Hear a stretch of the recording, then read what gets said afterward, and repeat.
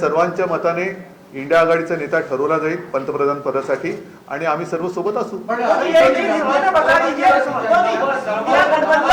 एक एक एक पुरा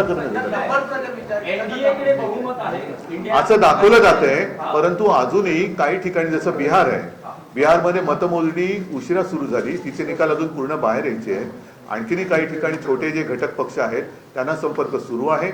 एकूणच काय की या जुलूम जबरदस्तीला सगळे जे कंटाळलेले आणि चिडलेले पक्ष आहेत, अपक्ष आहेत, हे इंडिया आघाडीमध्ये एकवटतील आणि हे पुन्हा एकदा जुलूम जबरदस्तीचं सरकार येऊ देणार नाही याची खात्री घेतील।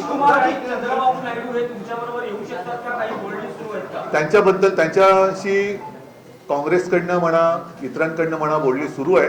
परत एकदा सांगतो की चंद्रबाबू नायडूंना सुद्धा भाजप सरकारने काही कमी त्रास दिला नव्हता, नितीशना सुद्धा काही कमी त्रास दिला नाही, तर पुन्हा त्रास हवा का हा एक प्रश्न आहे। आणि मला खात्री आहे की एकदा हे गेलेले सरकार उंबरठ्यावरती आहे ते उंबरठ्यावरनं बाहेर काढण्यासाठी सगळे जे यांच्या जुलूम जबरदस्तीला चिडलेले आणि कंटाळलेले लोक आहेत ते इंडिया आघाडीत येतील।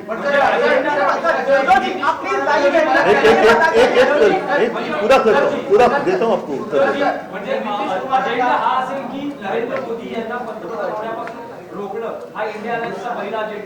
नुसते नरेंद्र मोदी नाही, एकूणच ती जी वृत्ती आहे, आम्ही कोणत्याही व्यक्तीच्या विरोधात नाही, मी पहिल्या दिवसापासून सांगतोय, आम्ही वृत्तीच्या विरोधात आहोत।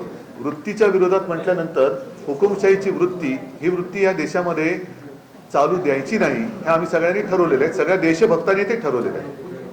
एक मिनट अभी थोड़े जरा इंडिया गठबंधन कल क्या सत्ता स्थापना को लेकर एक्सप्लोर करने वाले ऑप्शन और क्या पीएम पद के ऊपर भी आप चर्चा करेंगे? बिल्कुल करेंगे। और जैसे मैंने अभी कहा कि जिस दिन हमारा गठबंधन हुआ इंडिया, उसी वक्त हम सारे लोगों ने तय किया था कि किसी व्यक्ति को लेकर नहीं, लेकिन ये जो तानाशाही है देश में उसको खत्म करना चाहिए, देश का संविधान बचाना चाहिए। फिर चाहे सब मिलकर प्रधानमंत्री का उम्मीदवार हम तय कर सकते हैं और मुझे लगता है कि कल वो हो जाएगा। नंबर्स किस आंकड़े जो काफी कम है, ऐसे में क्या टीडीपी जेडीयू अन्य दल है जो भी लोग इनसे त्रस्त है वो सारे लोग हमारे साथ आएंगे, सारे देशभक्त हमारे साथ आएंगे। चंद्रबाबू जी भी, उनको भी बहुत परेशान किया है बीजेपी गवर्नमेंट ने, सारे लोग जिनको भी तकलीफ दी है, परेशान किया है, वो सारे लोग हमारे साथ आएंगे। आता मी इथे बसून ममता बॅनर्जी सोबत आहेत, ममता बॅनर्जी आमच्या सोबत आहेत, ममता बॅनर्जी पण सोबत आहेत, पण मी तुम्हाला सांगतो ममता बॅनर्जींना सुद्धा खूप छळलेलं आहे।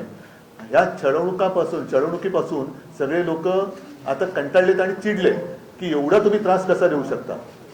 एक लोकशाही म्हटल्यानंतर, राजकारण म्हटल्यानंतर कोणी विरोधात असू शकतं, कोणी सोबत येऊ शकतं, पण तो जीवघेणा विरोध असता कामा नये, सुडाचं राजकारण होता कामा नये। सुडाच्या राजकारणाला जे त्रासलेले सुडाच्या राजकारणाने ते सगळे देशभक्त इंडिया आघाडीत येतील।